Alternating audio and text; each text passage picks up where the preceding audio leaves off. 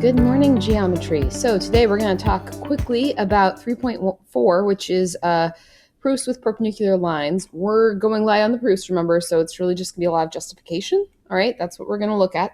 But first I want to talk about how do we know what the distance between a point and a line is?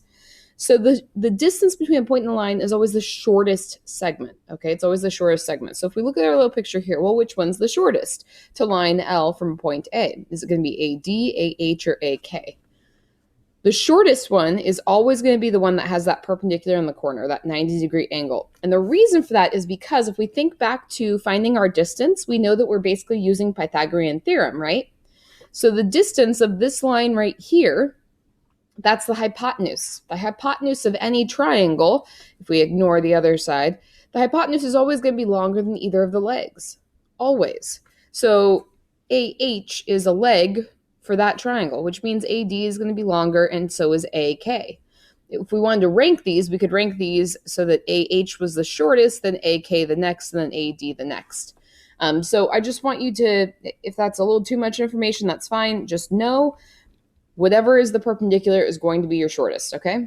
So we know our distance formula. We've got the square root of x minus 1, x2 minus x1 squared, plus y2 minus y1 squared.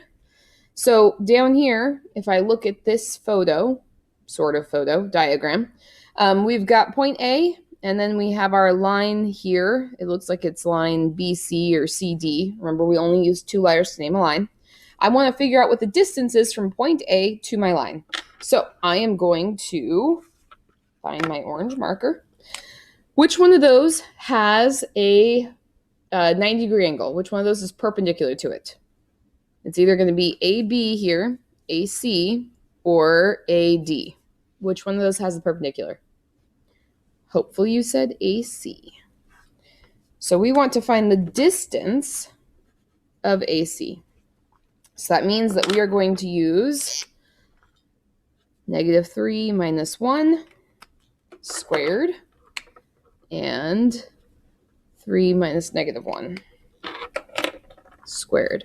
So we're taking the square root of -3 minus 1 squared plus 3 minus -1 squared. It does not matter which you do first. All right, I chose to do A first and then C. But it doesn't matter which one. As long as they're in the right order, it doesn't matter. So when I do this, those are my x's.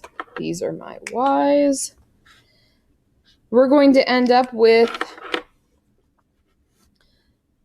-3 minus 1 is -4 squared plus 3 minus 4, or minus a -1, which is 4 squared. -4 squared is going to get me 16. 4 squared is going to get me 16, so we're going to end up with the square root of 32. But we can reduce that, and we know that, right? Because 32 is really the square root of 2 times 2 times 2 times 2 times 2.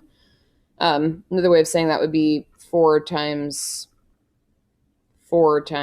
2. So different ways. I can then circle everyone who has a buddy to escape. So it looks like we have 2 2s who escape, and 1 2 who gets left behind, so that'd be 4 root 2. So there are 2 more on this page. There are 2 more. I want you to find which one is the shortest segment and then calculate the distance of that segment. All right, so take a look at these. Try them out. All right, hopefully you're feeling pretty good about this. It's a lot of review, right? Just distance formula again. I told you it was never going away. So let's